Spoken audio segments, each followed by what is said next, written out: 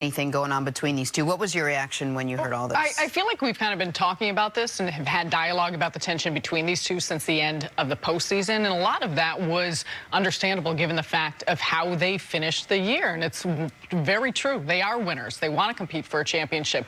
They probably thought what they had was an opportunity to get there given the Kevin Durant injury and the way things finished out. However, what I was most curious about in reading the Tim McMahon article that he discussed some of this was the difference in the playing style. And there's been so much talk about how the Houston Rockets play because of James Harden, because of his efficiency in isolation. Part of why they choose to play that way is because he's been doing historic things that we have not seen because of the talents that he has. And Mike D'Antoni also factors into this, given the fact that there has been discussion and issues with his contract, if there will be an extension. So I think with all of that in its totality is why the Houston Rockets have a lot of decisions to make. And the landscape of the NBA has changed with the injuries of Kevin Durant and Klay Thompson.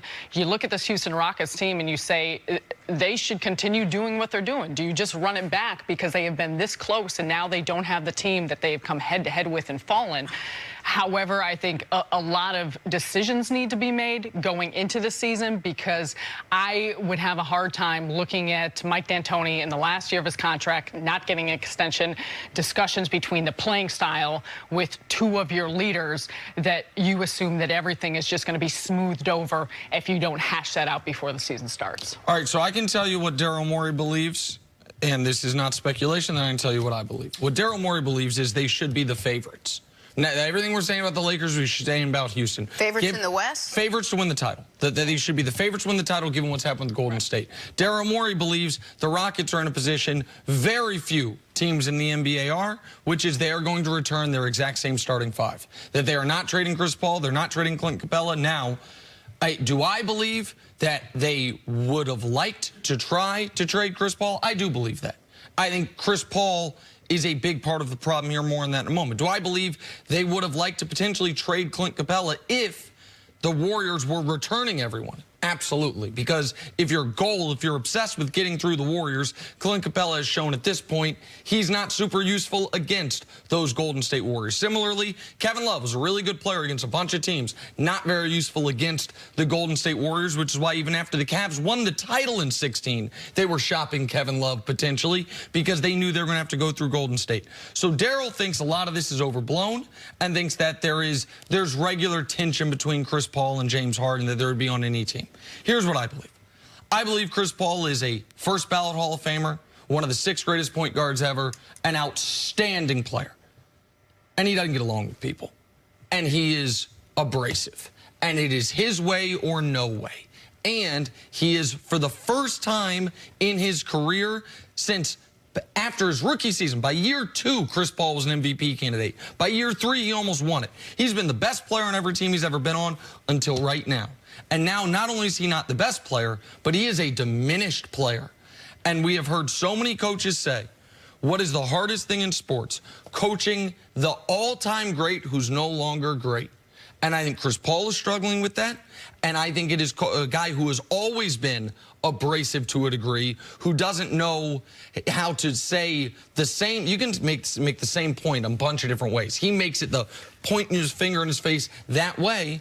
And now he's doing that not as the best guy on the team, not as the guy that everything runs through, and that is going to cause some friction. Now, the Rockets are stuck here, though.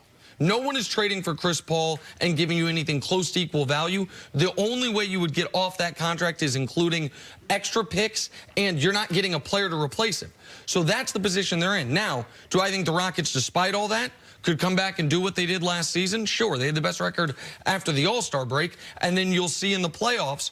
But the team they couldn't get through, Golden State, is going to be lessened, which is one of the reasons why I think they might be putting a pause on potential major offseason moves. But this isn't all fake. Like, the Chris Paul, James Harden tension is real. Is it enormous turmoil? I don't know, but it's not made up. That I'm very confident in. Yeah, a couple of things happened in Houston. Number one is they don't have any confidence in the coach. That's why they didn't give the coach an extension. Even the extension they talked about, part of the extension was they could still fire him, and the money at the end of the contract wasn't going to be guaranteed. They're going to give him like $2 million, even if he signed the extension. Well, why are you giving me an extension? To fire me. So they got a huge problem with the coach. I think they have a problem with style. Houston is one of the few teams in the NBA during the regular season, they don't do a bunch of practicing. The owners told us that. Daryl Morey has told us that. And when you get to a playoff series, the practice and the connective tissue that they don't have, because they don't spend a lot of time on the court during the season, the postseason is totally different, where you spend a lot of time on the court, and you don't see D'Antonio from a style standpoint change defensively. So they got a number of issues besides Chris Paul, because this is the same Chris Paul. He was that way in college. He was that way at every stop he's been in the NBA. And Harden's biggest problem is he looked at his critics. He looked at what people were saying. He wasn't going to be in shape. He's perfected that. Isolation ball, pick and pop, he's mastered that. So him being great has affected Chris Paul, because Chris Paul is used to driving the car. And you know what Houston's told him? Hey, get in the passenger seat. And he's like, man, I saw that car crash coming against Golden State. We could have avoided. I was healthy. If we would have run a different offense with me running the point, we could have potentially gotten through that. So these are all real conflicts. But right now, they got to forget all that. The way the West is shaking out, they need to come back as the same team. Capella just got better. Why? Because Golden State's not going to have the Hampton Five to be able to go against. So I think they're one of the favorites in the West as we stand today because of the point you made. They're going to have their whole starting lineup coming back. Yeah, and you look at it, I mean, the issue comes down to, and when we say with style, if on-off numbers of your two best players are better when they're each on the floor by themselves as opposed to being on the floor together, you have a problem. And that's something you need to figure out, because you're going to start a game and you're going to finish a game with those two players on the floor. So that needs to be when your team is at its best. And Chris Paul, John Wall, they have the two worst contracts in the NBA. Chris Paul's not tradable. You couldn't trade him for a six-pack and a ham sandwich right now. They got $120 million. Yeah, Jason, like that. They got $120 million coming to him over the next 3 years. Yeah. We're wondering, man, can he make it through the playoffs? Last year he did do that, but he's not the player that he once was. There's one point you made that I disagree with, and that is the faith in the coach. Daryl Morey and Tillman Fertitta went to Mike D'Antoni's house, thought they had shook hands on a deal. Mike D'Antoni says, listen, I'm non-confrontational to a fault. I should have more directly told them, just talk to my agent, Warren Legary. When they brought that same deal to Warren Legary, Legary scuttled it. This was the second time around. This wasn't the $2 million buyout. This was a better contract. I believe no, this is after Daryl. This is after the coach got upset, walked out of the meeting. Yep. You know what Tillman Fertitta did? He got on his private plane. So let's put that in there. Yes. He got on his private plane, went to West Virginia. And went to go see him to try to fix it. You know how I know what people believe in you? What they pay you. But what's your contract say? But see, I think before the season starts, Mike D'Antoni will have a new contract. I don't believe. But why do you have to fight over it?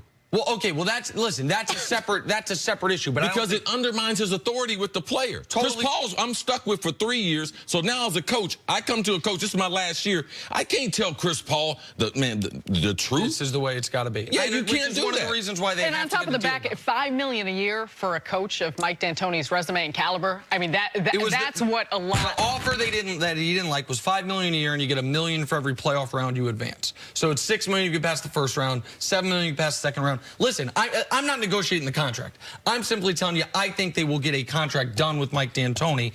And for Chris Paul can say, hey, I was great in Game 6. And it was one of the 2 games in the playoffs he was great in against the Warriors. But Game 5, the swing moment in that fourth quarter when they could have taken control of that series with Durant gone, Chris Paul was bad, Harden wasn't great, and that's when the Rockets, what could have been them and the Raptors in the NBA Finals, that's when it all fell apart. Once again, the Warriors were the stumbling block. All right, we got to take a break. Sarah, stick around. Coming up, should the Lakers be the favorites to win it all next season? Plus, big guest coming in. Shaquille O'Neal joins us. Less than 90 minutes or so. This is anything going on between these two. What was your reaction when you heard all this? I feel like we've kind of been talking about this and have had dialogue about the tension between these two since the end of the postseason. And a lot of that was understandable given the fact of how they finished the year. And it's very true. They are winners. They want to compete for a championship. They probably thought what they had was an opportunity to get there given the Kevin Durant injury and the way things finished out. However, what I was most curious about in reading the Tim McMahon article that he discussed some of this was the difference in the playing style. And there's been so much talk about how the Houston Rockets play because of James Harden, because of his efficiency in isolation.